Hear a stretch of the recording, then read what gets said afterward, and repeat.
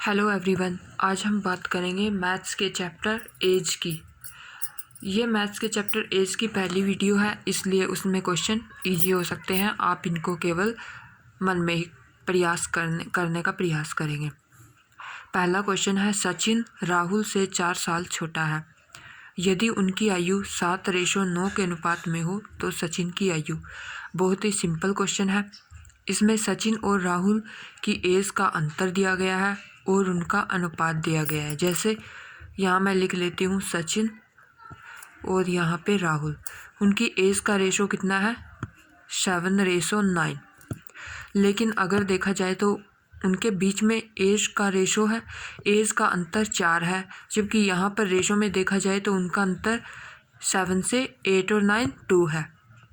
यानी हमारा 2 किसको रिप्रेजेंट करता है? 4 को। 2 को 4 बनाने के लिए किससे मल्टीप्लाई करेंगे? 2 से। इन्होंने पूछा क्या है? सचिन की आयु कितनी हो गई? 7 और मल्टीप्लाई में 2 40। ये 14 इसका आंसर हो जाएगा। नेक्स्ट क्वेश्चन है,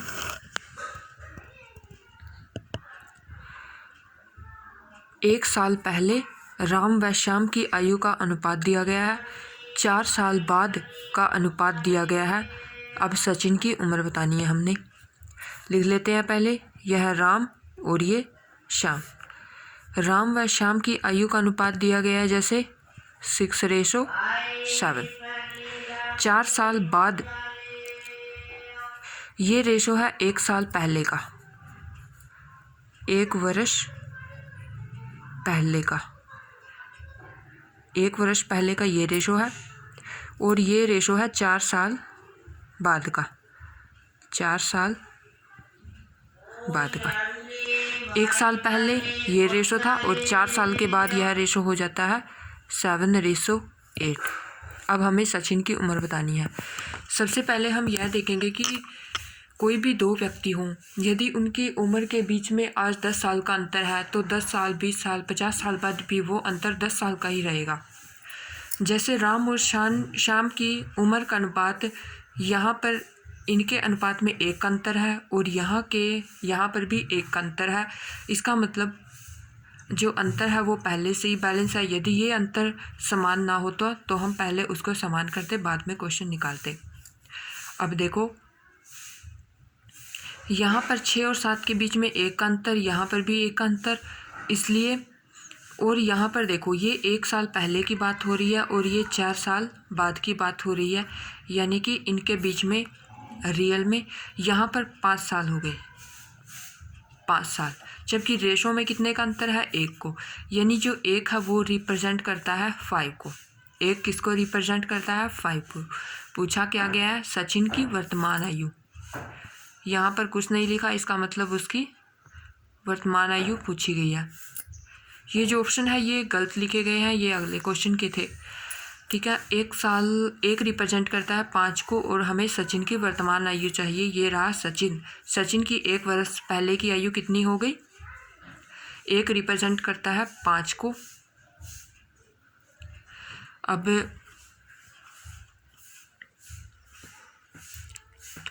अब ये रिप्रेजेंट करेगा, जैसे 1 की वैल्यू 5 आई तो 7 की वैल्यू कितनी होगी? 35। लेकिन यह है 1 वर्ष पहले, इसलिए हम इसमें 1 और ऐड कर देंगे, 36 ईयर्स। ये आपका आंसर हो जाएगा। नेक्स्ट क्वेश्चन देखते हैं। पिता की उम्र 4 साल पहले उसकी बेटी की उम्र से 8 गुना थी और वर्तमान में 4 गुना। पुत्री की वर्तमान आयु। हमें इसमें वर्तमान आयु बतानी है। यहाँ पर बात हुई है पिता और पुत्री की। पिता की उम्र 4 साल पहले बात की गई है 4 साल पहले की,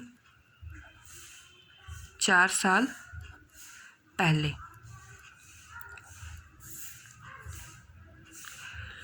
आठ गुना थी यहाँ पर और वर्तमान की बात की गई है। वर्तमान में बताया गया है 4 गुना है। अब देखो, एक मेथड जो सबसे पुराना मेथड होता है जो किताबों में दिया होता है टोटल वाला, वो सबको पता होगा, उससे मैं ये क्वेश्चन नहीं करवा रही। ये दूसरा मेथड था। अब मैं इसमें आपको एक और मेथड बताऊंगी, तीसरा मेथड। हम इसमें क्या करते हैं, पहले हम इसमें वर्तमान लिख लेते हैं ऊपर, और फिर 4 साल पहले वाला ऐसे लिख लगते हैं। जैसे वर्तमान में रेशो था 4:1 और 4 साल पहले का रेशो था 8:1। हम इनके साथ x लगा देंगे, ये 4x और ये 1x। हमें लिखना क्या होता है यहाँ पर, अंतर। अब देखो इनमें अंतर, पिता की उम्र 4 साल पहले उसकी, यहाँ पर बात की गई है 4 साल पहले की और वर्तमान की। इसका मतलब इस वर्तमान में और इसमें 4 साल पहले में कितने का अंतर है, 4 साल का। अंतर कितने का हुआ, 4 साल का। यहाँ हम अंतर लिख लेते हैं 4 साल का। अब देखो यहाँ पर हमने x लगाया था। ये जो मेथड है ये बेसिक मेथड से ही निकल के आता है। हम इसमें करते क्या है, अब जैसे कि ये अंतर है, ये इनके बीच का अंतर है, हम इसको ऐसे लिखेंगे। अब इनकी मल्टीप्लाई और इनकी मल्टीप्लाई का अंतर कितना हुआ, 4x की 1 से की 4x और 8x की x से की 8x, 4 और 8x का अंतर हुआ 4x। जो इनका अंतर है वो है कितना, 4 8 32 और 4 एकम 4, 32 में से 4 गया 28। x की वैल्यू कितनी आई, 7। अब ये जो x है, x की वैल्यू आई हमारे पास 7। पूछा क्या गया है, पुत्री की वर्तमान आयु। पुत्री ये रही, पुत्री की वर्तमान आयु 1x यानी कि 1 मल्टीप्लाई में 7 ईयर्स। ये मेथड ये टोटल वाले से निकल के आता है। जैसे हम बता देती हूँ मैं वो आपको। टोटल में हम क्या करते थे, मान लिया हमने, माना पुत्री की आयु x, पिता की आयु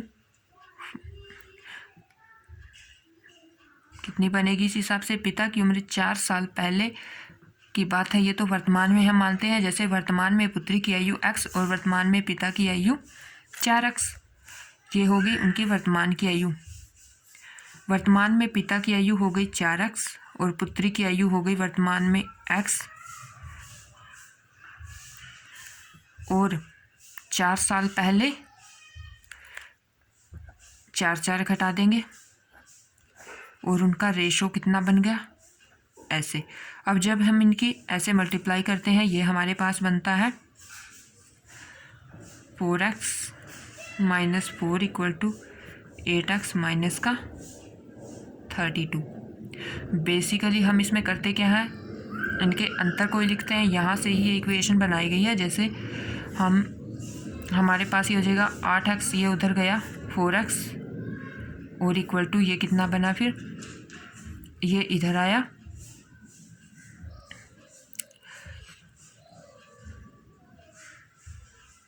ये 32 इधर प्लस का होके आ जाएगा, ये इधर रहेगा 28। वही इक्वेशन हमारे पास आ गई है 4x इक्वल टू 28 वाली। 4x इक्वल टू 28 वाली इक्वेशन हमारे पास आ गई है। और इस इक्वेशन को हमने सीधे यहीं पर ऐसे ही लिख दिया है। बेसिकली इस इक्वेशन को हमने सोल्व करके यहाँ पे लिखा है, इसलिए आप इसको इस मेथड से कर सकते हैं। नेक्स्ट क्वेश्चन है हमारे पास, ए व बी की वर्तमान आयु 5:6 है। 7 वर्ष बाद यह अनुपात इस रेशो में था। ए की वर्तमान आयु क्या है। अब इसमें क्या दिया गया है, ए और बी की वर्तमान आयु दी गई है। मैं लिख लेती हूँ ए व बी। हम सीधा इसे क्रॉस मेथड से करेंगे। जैसे ए व बी की वर्तमान आयु, सबसे पहले इसमें दी गई है वर्तमान आयु 5:6 में 7 वर्ष बाद, यहाँ पर 7 वर्ष बाद की आयु दी गई है। यह अनुपात कितना है, 6:7। ये बिल्कुल आपको इजी हो जाएगा। ए की वर्तमान आयु, अब हमें इसमें अंतर को बैलेंस करने की ज़रूरत नहीं पड़ेगी। ए की वर्तमान आयु बतानी है कितनी है। सबसे पहले करना क्या है, यहाँ पे x लगाना है और इनका अंतर देखना है कितना है। 7 वर्ष बाद की बात हुई है, यानी इनका अंतर 7 और 7 है। करना कुछ नहीं है, 5 7 35x और 6 6 36x, उनका अंतर यहाँ पे लिख लेना है। x बचेगा 35 और 36 का अंतर x इक्वल टू में इनका अंतर देख लेना है। 6 सत्ता 42 और 7 7 49, 49 और 42 का अंतर देख लेना है। कितना आएगा? ये अंतर लिख लेना है x equal to 7। x equal to 7 हमने बताना क्या है? a की वर्तमान आयु, ये a है, ये इसकी वर्तमान आयु है, x की वैल्यू है 7 है, यानी हमारा आंसर हुआ 5 क्रॉस में 7 35 ईयर्स। ये हमारा आंसर आ गया।